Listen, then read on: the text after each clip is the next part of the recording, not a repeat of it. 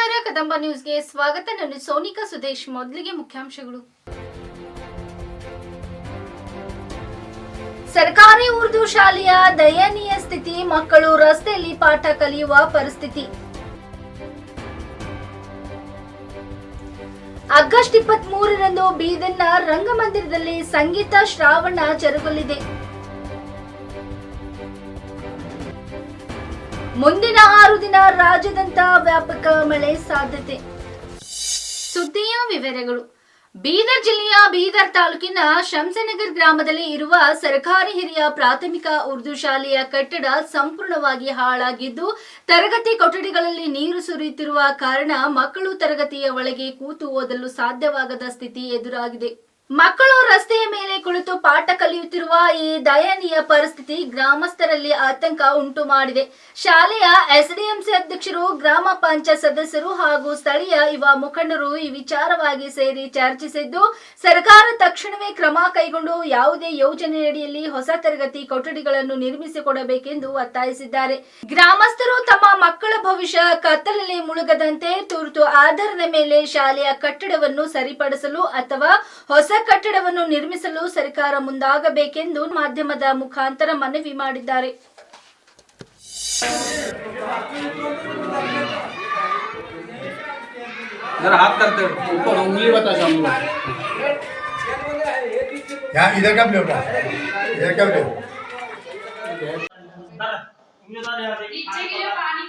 बच्चा को पकाने वाला ना खाना पकाने वाला बोलते हैं भाई गवर्नमेंट ने तुम्हारे स्कूल वाले बोलना है इसके अंदर। हां तुम करो उसमें रिकॉर्ड कर उस पे डालते मैं बोला हूं पूरा तुम बोला तुम्हारा स्कूल हां यहां पीछे का लेके जाओ हमारे साथ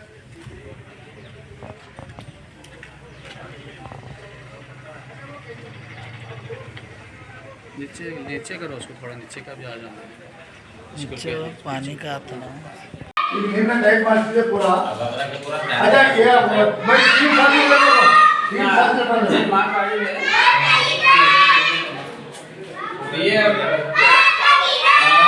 नहीं कल बात करें तो उनके नंबर पे ये बात करें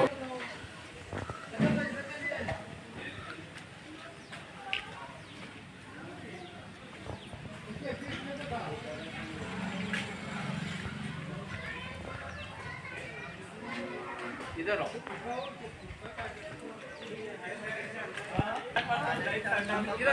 इधर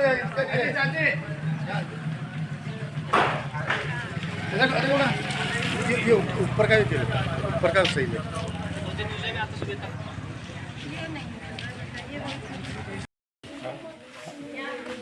मैं शमशेर नगर से उर्दू प्राइमरी स्कूल का चेयरमैन बात कर रहा हूँ एसडीएम से। हमारे पास तकरीबन 8 रूम्स है। 8 रूम के अंदर 7 रूम पूरे कंप्लीट डैमेलिश है। इससे पहले मैं 3 साल से हर ऑफिस में रिपोर्ट कर रहा हूँ, बीओ ऑफिस में, डीडीपी ऑफिस में, ऑलरेडी सब में दिया हूँ, लेकिन कोई एक्शन नहीं ले रहे। यहाँ तक कि एक बार आके सीएस भी आके विजिट करे, उसके बाद आके मिलो बोले हम मिले, ठीक है कर तुम बोले कर रहे नहीं। हर साल हमारे बच्चों को इतनी मुश्किल हो जा रही। गाँव वाले पूरे हमारे पर प्रेशर डाल रहे, क्या डाल रहे होते, स्कूल बंद कर दो, स्कूल क्यों चला रहे, बच्चों को बैठने जगह नहीं है। अगर स्कूल गिरा करा बोले तो फिर उसके जिम्मेदार कौन? हाँ, और पेरेंट्स डर के बच्चे स्कूल को नहीं आ रहे। पेरेंट्स को पूछे तो बोल रहे बच्चे गिरा स्कूल तो कैसा करना। टीचर्स भी वो पूरे हमारे पूरे डरे हुए हैं, अगर कुछ होगा करा तो हमारे ऊपर ये होता बोल के। हम इसलिए हम एक बार ने तकरीबन हम बीओ ऑफिस में जाके रिपोर्ट करें, डीडीपीआई में करें, झड़पी ऑफिस में करें, फिर एमएलए साहब कन गए, एमएलए साहब के पास लेटर दिए, एमएलए साहब भी हमारे पास अप्रूव करता हूँ बोल के बोले कर, फिर अभी करता हूँ बोल के बोले नहीं करे। अब एमएलए साहब से हमारा रिक्वेस्ट है, पर्सनल एमएलए साहब से रिक्वेस्ट है, हमारे स्कूल बिल्डिंग को जल्द से जल्द डिमोलिश करके नई बिल्डिंग तामीर करे। ಶಂಶನಗರ ಗ್ರಾಮದ ಸರ್ಕಾರಿ ಹಿರಿಯ ಪ್ರಾಥಮಿಕ ಶಾಲೆ ಉರ್ದು ಮೀಡಿಯಂನಲ್ಲಿ ಈ ಮಳೆಯಿಂದ ಏನದ ಅಂದ್ರೆ ಶಾಲೆಗಳೆಲ್ಲ ಪೂರಾ ನೀರು ನಿಂತು ಏನದ ಮಕ್ಕಳಿಗೆ ಕೂಡದಂಗೆ ಆಗಿಬಿಟ್ಟದ. ನಾವು ಪ್ರತಿ ಸಲ ಏನದ ಆಫೀಸರ್ಗಳಿಗೆಲ್ಲ ನಾವು ಮಾಹಿತಿ ಕೊಟ್ಟಿದ್ದೆವು. ಅಪ್ಲಿಕೇಶನ್ನು ಕೊಟ್ಟಿದ್ದೆವು. ಖುದ್ದಾಗಿ ನಾವು ಏನದಂದ್ರೆ ಕನ್ನಡ ಮತ್ತು ಉರ್ದು ಮೀಡಿಯಮ್ದವ್ರು ಹೋಗಿ ನಾವು MLA ಅವ್ರ ಹತ್ರನೂ ಕೂಡ ಅರ್ಜಿ ಕೊಟ್ಟಿದ್ದೆವು. ಇಲ್ಲಿವರೆಗೆ ಯಾವ ಶಾಲೆಗೆ ಬಂದು ವಿಸಿಟ್ ಕೊಟ್ಟಿಲ್ಲ. ಮತ್ತು ಏನದಂದ್ರೆ ಇದು ಒಂದು ಇಲ್ಲಿ ಯಾರೂ ಶಾಲೆ ಮಕ್ಕಳು ಕೊಡಲ್ಲಂಥ ಪರಿಸ್ಥಿತಿ ಬಂದದ. ಆ ಪೇರೆಂಟ್ಸ್ ಏನು ಹೇಳ್ತಾರೆ, ಯಾರು ನೀವು ಶಾಲೆಗೆ ಕಳೆಯೋ ಮಕ್ಕಳಿಗೆ ನೀವು ಶಾಲೆ ಬಂದ್ ಮಾಡಿರಿ, ಅಥವಾ ಇಲ್ಲ ಅಂದರೆ ನೀವು ಲಾಕ್ ಹಾಕಿಬಿಡ್ರಿ, ಇದು ಶಾಲೆ ನಡೆಯಲ್ಲ. ಇಲ್ಲಿ ಒಂದು ವೇಳೆ ಮಕ್ಕಳಿಗೆ ಏನಾರ ಆದರೆ ಯಾರು ಜಿಮ್ಮೆದಾರ? ಇದಕ್ಕೆ ನಾವು ಎಲ್ಲ ಆಫೀಸರ್ಗೆ ಮಾಹಿತಿ ಕೊಟ್ಟರು ಯಾರೂ ಇದಕ್ಕೆ ಕೇರ್ ಮಾಡ್ತಾಯಿಲ್ಲ. ದಯಮಾಡಿ ಈ ಒಂದು 2 ದಿವಸದಾಗ ಏನಾರ ಇದಕ್ಕೆ ಕ್ರಮ ತಗೊಳ್ಳೋದ್ರೆ ಅಂದ್ರೆ ನಾವು ಸ್ಕೂಲ್ ಬಂದ್ ಮಾಡಿ ಅನ್ನೋದಂದ್ರೆ ಹೋರಾಟ ಮಾಡ್ತೇವೆ ಅಂಥೇಳಿ ಈ ಮುಖಾಂತರ ನಾನು ಮಾಹಿತಿ ಕೊಡ್ತಾ ಇದ್ದೀನಿ. मैं शमशीर नगर ग्राम पंचायत मेंबर बोल रहा हूँ। उर्दू स्कूल शमशीर नगर का इस हालत हो गई कि पूरा गिरने के काबिल हो गए। इसके अंदर बच्चों को बिठाने के लिए डर हो रहा है। पूरे स्कूल में पानी आ रहा है। यहाँ पर 90 बच्चे आते हैं उर्दू स्कूल में, और एक भी बच्चे को बिठाने के लिए जगह नहीं। पूरे बच्चों को बाहर ठहरा करके हम वापस भेज रहे हैं, उनको छुट्टी देना पड़ रहा है उनको, क्योंकि अगर उनको अंदर बिठाने के लिए कोई जगह नहीं है तो वो बच्चों को बिठाए, अगर बिल्डिंग गिर गया, पूरा गिरने के काबिल हो गए। पूरा ऐसा कि एक तालाब जैसा स्कूल हो गया हमारा। इसको कोई भी कंसर्न ऑफिसर, हम इतने बार एप्लीकेशन दे चुके हैं लेकिन एक भी ऑफिसर इसको नहीं ये कर रहे। हम इसके बारे में बहुत ही इससे गुजारिश करते हैं कि जल्द से जल्द हमारे स्कूल को विजिट करें। जो कंसर्न ऑफिसर है, BO है, हाँ, PWD वाले MLA साहब है, जो भी है, DC साहब को भी हम अगर ये नहीं करें तो DC ऑफिस को भी जाने वाले हैं। जल्द से जल्द हमारे स्कूल को विजिट करके हमारा स्कूल का जो है सो नया स्कूल बना के देने की कोशिश करें। ಬೀದರ್ನ ಡಾಕ್ಟರ್ ಚನ್ನಬಸವೇಶ್ವರ ಪಟ್ಟದೇವರ ರಂಗಮಂದಿರದಲ್ಲಿ ಆಗಸ್ಟ್ 23ರಂದು ಸಂಗೀತ ಶ್ರಾವಣ ಕಾರ್ಯಕ್ರಮ ಹಮ್ಮಿಕೊಳ್ಳಲಾಗಿದೆ. ಶ್ರೀ ಗಣೇಶ್ ದೇವಸ್ಥಾನ, ಗಣೇಶ್ ಮೈದಾನ ಅಭಿವೃದ್ಧಿ ಟ್ರಸ್ಟ್ ಹಾಗೂ ಶ್ರೀ ಈಶ್ವರ್ ಕೌಜಲ್ಗಿ ಸ್ಮರಣಾರ್ಥ ಟ್ರಸ್ಟ್ ವತಿಯಿಂದ ಈ ಕಾರ್ಯಕ್ರಮ ಹಮ್ಮಿಕೊಳ್ಳಲಾಗಿದೆ ಎಂದು ಟ್ರಸ್ಟ್ ಸದಸ್ಯರು ಸುದ್ದಿಗೋಷ್ಠಿಯಲ್ಲಿ ತಿಳಿಸಿದರು. ಇದೊಂದು ವಿಶೇಷ ಸಂಗೀತ ಕಾರ್ಯಕ್ರಮವಾಗಿದ್ದು ಬೀದರ್ ಜನ ಹೆಚ್ಚಿನ ಸಂಖ್ಯೆಯಲ್ಲಿ ಭಾಗವಹಿಸುವ ಮೂಲಕ ಸಂಗೀತ ಕಾರ್ಯಕ್ರಮದ ಆನಂದ ಪಡೆದುಕೊಳ್ಳುವಂತೆ ಮನವಿ ಮಾಡಿದರು.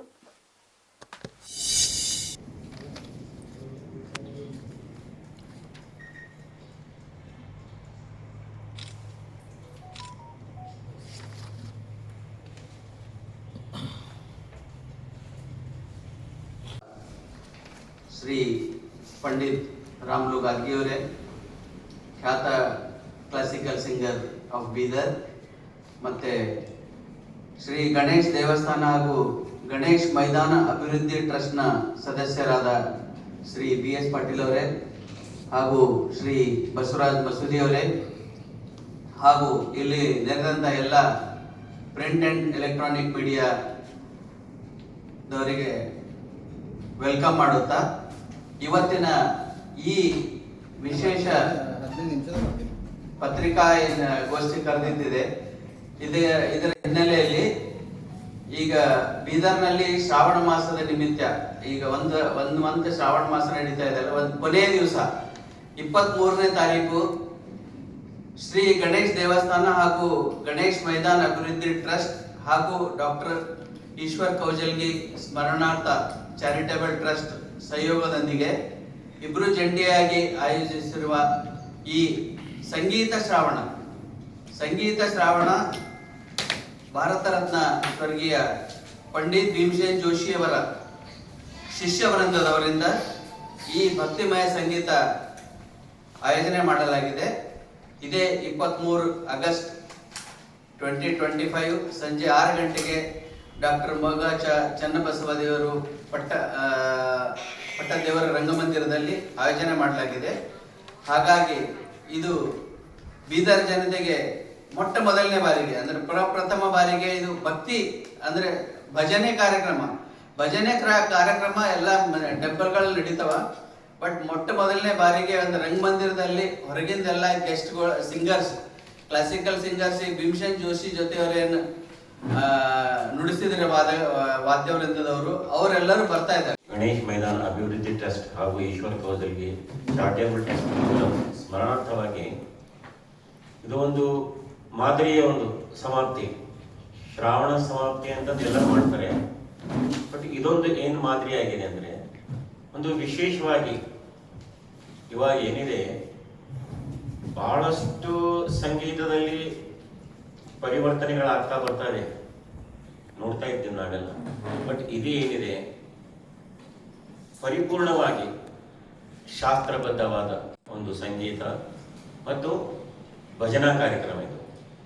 ಇದರಲ್ಲಿ ಎಲ್ಲ ತರಹದ ಹಾಡುಗಳು, ಕನ್ನಡ, ಹಿಂದಿ, ವಚನ ಸಾಹಿತ್ಯ, ಬ್ರಹ್ಮಾನಂದ ಭಜನೆಗಳು, ಎಲ್ಲ ತರಹದ ಭಜನೆಗಳು ಇಲ್ಲಿ ಪ್ರಸ್ತುತಪಡಿಸಲಾಗ್ತದೆ.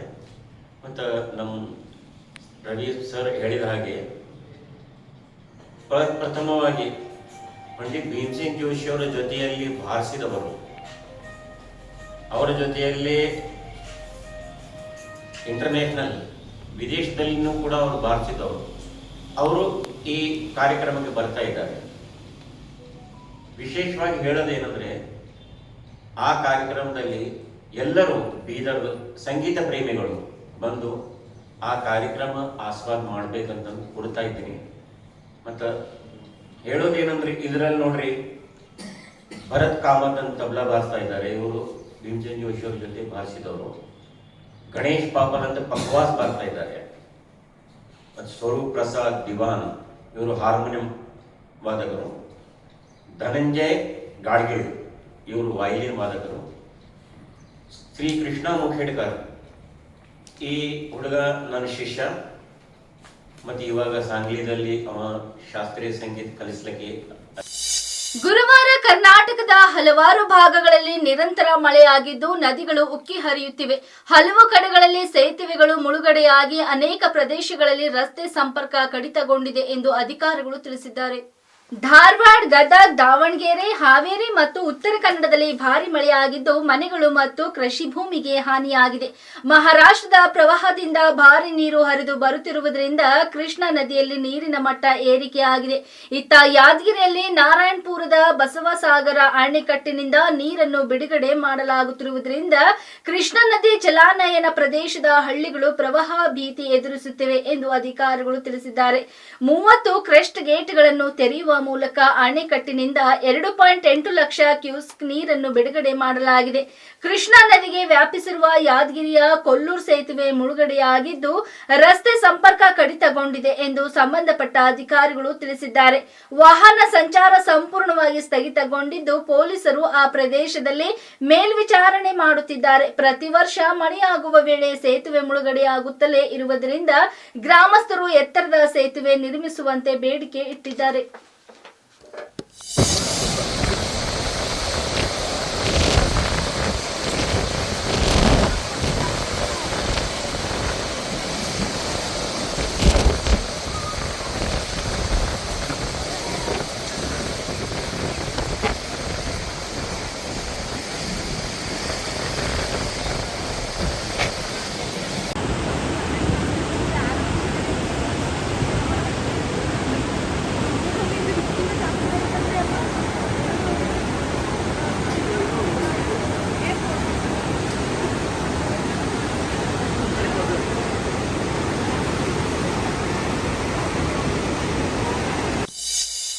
ಬೀದರ್ ನಗರದ ಸುಪ್ರಸಿದ್ಧ ಸುಕ್ಷೇತ್ರ ಶ್ರೀ ಹಿರೇಮಠ ಸಂಸ್ಥಾನ ಲಾಡ್ಗೇರಿಯ ಶ್ರೀಮಠದಲ್ಲಿ ಮಠದ ಹಿರಿಯ ಗುರುಗಳಾದ ಲಿಂಗೈಕ ಪೂಜೆ ಶ್ರೀ ಪರ್ವತಲಿಂಗ ಶಿವಾಚಾರ್ಯರ ಮೂರ್ತಿ ಪ್ರತಿಷ್ಠಾಪನೆ ಕಾರ್ಯಕ್ರಮ ಜರುಗಿತು. ಬಿಳಿ ಬಣ್ಣದ ಜೈಪುರಿನಲ್ಲಿ ಅತಿ ಸುಂದರವಾಗಿ ಕೆತ್ತಿನ ಮಾಡಿಸಿದ ಮೂರ್ತಿಯು ಆಕರ್ಷಕವಾಗಿ ಮೂಡಿ ಬಂದಿದೆ. ಸ್ವತಃ ಪೂಜ್ಯ ಶ್ರೀ ಪರ್ವತಲಿಂಗ ಶಿವಾಚಾರ್ಯರೇ ಬಂದು ಕುಳಿತಿದ್ದಾರೆ ಏನು ಎನ್ನುವಂತೆ ಮೂರ್ತಿ ಪ್ರತಿಷ್ಠಾಪನೆ ಮಾಡಲಾಗಿದೆ. ಇಂದು ಶ್ರಾವಣ ಸಮರೂಪ ಸಮಾರಂಭ ಹಾಗೂ ಮಹಾದಾಸೋಹ ಆಯೋಜನೆ ಮಾಡಲಾಗಿತ್ತು. ಕಾರ್ಯಕ್ರಮದ ದಿವ್ಯ ಸಾನ್ನಿಧ್ಯವನ್ನು ಲಾಡ್ಗೇರಿ ಹಿರೇಮಠದ ಪೀಠಾಧ್ಯಕ್ಷರಾಗಿ ಪೂಜ್ಯ ಶ್ರೀ ಗಂಗಾಧರ್ ಶಿವಾಚಾರ್ಯರು ವಹಿಸಿದರು. ಪೂಜ್ಯ ಶ್ರೀ ಹಣಗಾಂವ್ ಶ್ರೀಗಳು ಮಾತನಾಡಿ, ಗುರುವಿಗೆ ಶಿರಬಾಗಿ ನಡೆದರೆ ಜೀವನ ಸಾರ್ಥಕವಾಗುತ್ತದೆ. ಜೊತೆಗೆ ಧರ್ಮ ಕಾರ್ಯಗಳನ್ನು ಭಕ್ತರು ಮಾಡಿದಾಗ ಧರ್ಮ ಉಳಿಸಿದಂತಾಗುತ್ತದೆ. ಭಕ್ತರು ಶ್ರೀಮಠಕ್ಕೆ ತನು ಮನ ಧನದಿಂದ ಸಹಕರಿಸಬೇಕೆಂದು ತಿಳಿಸಿದ್ರು. ಪೂಜೆ ಶ್ರೀ ಲಿಂಗೈಕ ಪರ್ವತಲಿಂಗ ಶಿವಾಚಾರ್ಯರು ಭಕ್ತರಿಗಾಗಿ ಈ ಹಿಂದೆ ಸಾಕಷ್ಟು ದುಡಿದಿದ್ದಾರೆ. ಭಕ್ತರ ಉದ್ಧಾರಕ್ಕಾಗಿ ಸಾಕಷ್ಟು ಅವಿರತವಾಗಿ ಶ್ರಮಿಸಿದ್ದಾರೆ. ಅವರು ಹಾಕಿಕೊಟ್ಟ ಸನ್ಮಾರ್ಗದಲ್ಲಿ ಪೂಜೆ ಶ್ರೀ ಗಂಗಾಧರ್ ಶಿವಾಚಾರ್ಯರು ಶ್ರೀಮಠವನ್ನು ಮುನ್ನಡೆಸಿಕೊಂಡು ಹೋಗುತ್ತಿರುವುದು ಶ್ಲಾಘನೀಯ ಕಾರ್ಯವಾಗಿದೆ. ನಿತ್ಯ ದಾಸೋಹ ಭಕ್ತರಿಗೆ ಸಂಸ್ಕಾರ, ಪೂಜೆ, ಪುನಸ್ಕಾರ ಮತ್ತು ದೀಕ್ಷೆ ಕಾರ್ಯಕ್ರಮಗಳನ್ನು ಮಾಡಿಕೊಂಡು ಬರುತ್ತಿದ್ದಾರೆ. ಆದ್ದರಿಂದ ಭಕ್ತಾದಿಗಳು ಗುರುವಿನ ಆಶೀರ್ವಾದ ಪಡೆದು ಧನ್ಯರಾಗಬೇಕೆಂದು ಹಣಿಗಾಂವ್ ಶ್ರೀಗಳು ನುಡಿದರು. ಇದೇ ವೇಳೆ ಕಾರ್ಯಕ್ರಮದಲ್ಲಿ ಸಿದ್ದರಾಮಯ್ಯ ಸ್ವಾಮಿ, ಶ್ರೀಕಾಂತ್ ಸ್ವಾಮಿ ಸೋಲ್ಪುರ್ ಸೇರಿದಂತೆ ಹಲವರು ಉಪಸ್ಥಿತರಿದ್ದರು. ಸಾವಿರಾರು ಭಕ್ತರು ದೇವರ ದರ್ಶನ ಪಡೆದು ಗುರುವಿನ ಆಶೀರ್ವಾದ ಪಡೆದುಕೊಂಡು ಮಹಾಪ್ರಸಾದ ಸವಿದು ಪುನೀತರಾದರು. ಮಹಾಮಂಗಳಾರತಿ ನೆರವೇರಿಸಿ ಈ ಒಂದು ಕಾರ್ಯಕ್ರಮಕ್ಕೆ ಹಣಿಗಾಂವ ಶ್ರೀಗಳು ಮತ್ತೆ ಚಿಲ್ಲಗಿ ಶ್ರೀಗಳು ಹಾಗೂ ದಾಕುಗಿ ಶ್ರೀಗಳು ಈಗಾಗಲೇ ಶ್ರೀಮಠಕ್ಕೆ ಆಗಮಿಸಿ ಸರ್ವ ಸಂತರನ್ನು ಆಶೀರ್ವಾದ ನೀಡಿ ಹಣಿಗಾಂವ ಶ್ರೀಗಳು ಇಲ್ಲಿವರೆಗೆ ತಮಗೆ ತಮ್ಮ ಉಪದೇಶಾಮೃತವನ್ನು ನೀಡಿ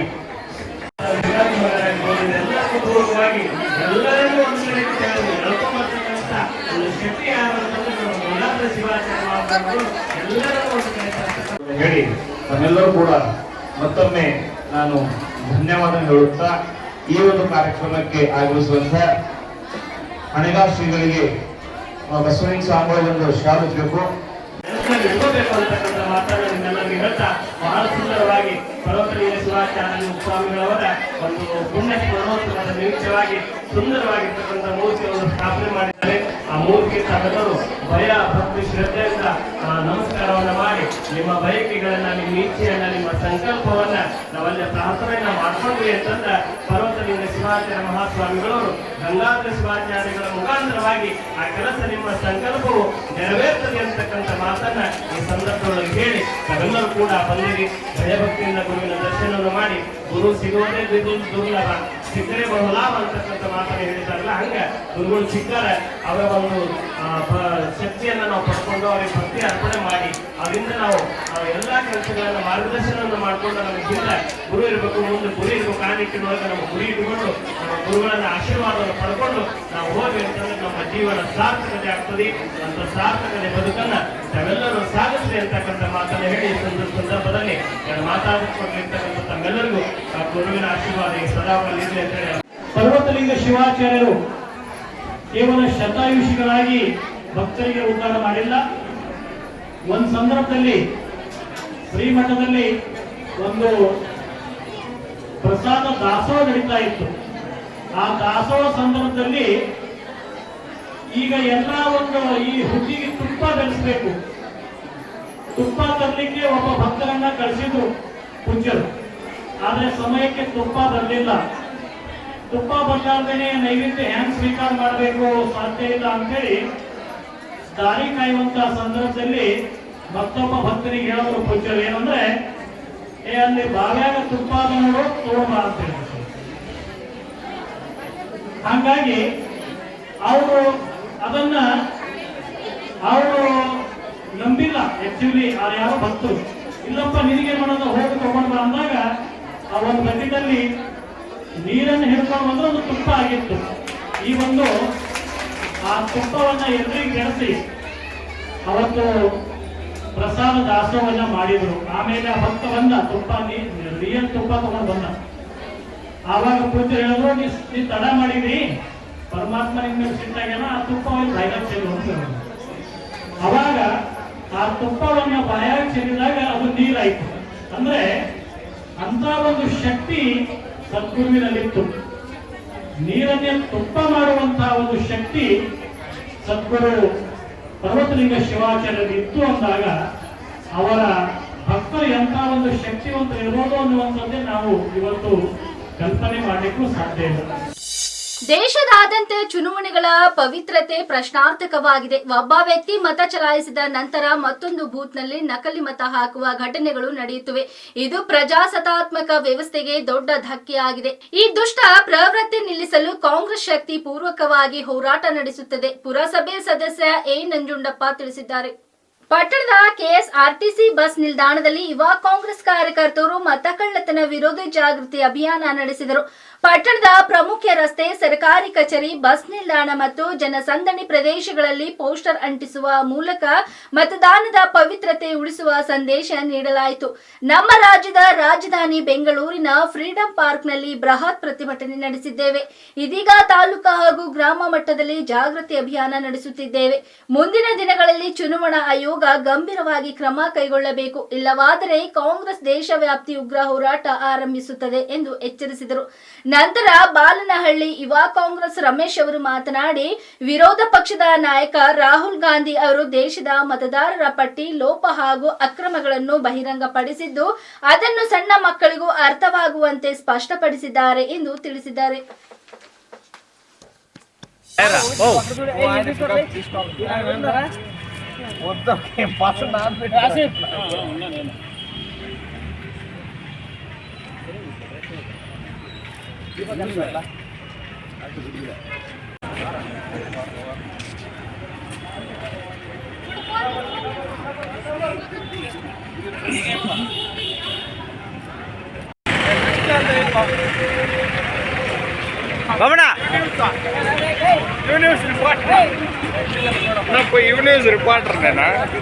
ಇವತ್ತು ನಮ್ಮ ಬಾಗೇಪಲ್ಲಿಯಲ್ಲಿ ಎಲ್ಲ ಸರ್ಕಾರಿ ನಮ್ಮ ಬಸ್ಸುಗಳಿಗೆ ಸ್ಟಿಕ್ಕರ್ ಅಭಿಯಾನ ಒಂದು ಮೂಲಕ ಪೋಸ್ಟನ್ನು ಅಭಿಯಾನ ಮೂಲಕ ಇವತ್ತು ಚಾಲನೆಯನ್ನು ನೀಡ್ತಾ ಇದ್ದೀವಿ. ಇದರ ಉದ್ದೇಶ BJP ಸರ್ಕಾರ ಮತಕಳ್ಳತನ ಆಗಿರೋದು ಎಲ್ಲರಿಗೂ ಎತ್ತಿ ಹಿಡಿಯುವಂಥದ್ದು ಎಲ್ಲರಿಗೂ ಗೊತ್ತಿರುವಂಥ ವಿಚಾರ ಆಗಿದೆ. ಯಾಕಂತೇಳಿದ್ರೆ ಎಲ್ಲಿ ನೋಡಿದ್ರೂ ಒಂದೇ ಮನೆಯಲ್ಲಿ 50 ವೋಟ್ಗಳಿರುವುದು, ಜೊತೆಗೆ ಒಂದೇ ಮನೆಯಲ್ಲಿ ಅವ್ರ ಅಡ್ರೆಸ್ ಇಲ್ಲದೆ ಇದ್ರೂ ಮತಗಳಿರುವುದು, ಅದು ಎಲ್ಲರ ಒಂದು ಇದರಿಂದ ಮತಕಳ್ಳತನ ಆಗಿದೆ. ಅದೊಂದು ರಿಗ್ಗಿಂಗ್ ಆಗುವಂಥ ಒಂದು ಪರಿಸ್ಥಿತಿಯಲ್ಲಿ ಇವತ್ತು ಅಧಿಕಾರವನ್ನು BJP ಅವರು ನಡೆಸ್ತಾ ಇರೋದ್ರಿಂದ ಇದು ಒಂದು ಶೋಚನೀಯವಾದಂಥ ಒಂದು ಸಂಗತಿ ಆಗಿದೆ. ಇದರ ವಿರುದ್ಧವಾಗಿ ನಮ್ಮ ರಾಷ್ಟ್ರೀಯ ನಾಯಕರು, ರಾಜ್ಯ ನಾಯಕರು, ನಮ್ಮ ಜನಪ್ರಿಯ ಶಾಸಕರು, ಮಾರ್ಗದರ್ಶಿಗಳಾದಂಥ ಸುಬ್ಬಾರೆಡ್ಡಿಯವರ ನೇತೃತ್ವದಲ್ಲಿ ಎಲ್ಲರೂ ಇವತ್ತು ಒಗ್ಗಟ್ಟಾಗಿ ನಮ್ಮ ಯುವ ಕಾಂಗ್ರೆಸ್ನ ಎಲ್ಲ ಕಾರ್ಯಕರ್ತರು ಎಲ್ಲದಕ್ಕೂ ನಾವು ಸಿದ್ಧವಾಗಿದ್ದೇವೆ. BJP ವಿರುದ್ಧವಾಗಲಿ ಎಲ್ಲ ಒಂದು ಯಾವುದೇ ಒಂದು ಸಮಸ್ಯೆ ಬಂದಾಗ ಈ ಮತಕಳ್ಳತನದ ವಿರುದ್ಧ ನಾವು ಹೋರಾಟ ಮಾಡ್ತೀವಿ ಅಂತೇಳಿ ಈ ಸಂದರ್ಭದಲ್ಲಿ ನಾವು ಹೇಳಲಿಕ್ಕೆ ಬಯಸ್ತೇವೆ. ಅದ್ರ ಬಗ್ಗೆ ಏನು ಹೇಳ್ತೀರಾ? ಚುನಾವಣಾ ಆಯೋಗಕ್ಕೆ ಹೋಗಿರುವಂಥ ಉದ್ದೇಶ ಅಲ್ಲಿ ಲೋಪ ಆಗಿದೆ. ಯಾಕಂತಂದರೆ ಮೊದಲೇ ಒಂದು ಚುನಾವಣಾ ಆಯೋಗನೇ ಇದನ್ನು ರಚನೆ ಮಾಡಿರೋದ್ರಿಂದ ಸಮೀಕ್ಷೆ ಮಾಡಬೇಕಾದ್ರೆ ಮತ್ತು ಮತಗಟ್ಟೆಗಳಿಗೆ ಹೋಗಬೇಕಾದ್ರೆ, ಮನೆಗೆ ಹೋಗಬೇಕಾದ್ರೆ ಅಲ್ಲೇ ಲೋಪವಾಗಿದೆ. ಇಲ್ಲಿವರೆಗೆ ಸುದ್ದಿ ಕೊಟ್ಟಿದ್ದು ನಾನು ಸೋನಿಕಾ ಸುದೇಶ್. ಮುಂದಿನ ಸುದ್ದಿಯೊಂದಿಗೆ ಮತ್ತೆ ಭೇಟಿಯಾಗೋಣ. ವಂದನೆಗಳು.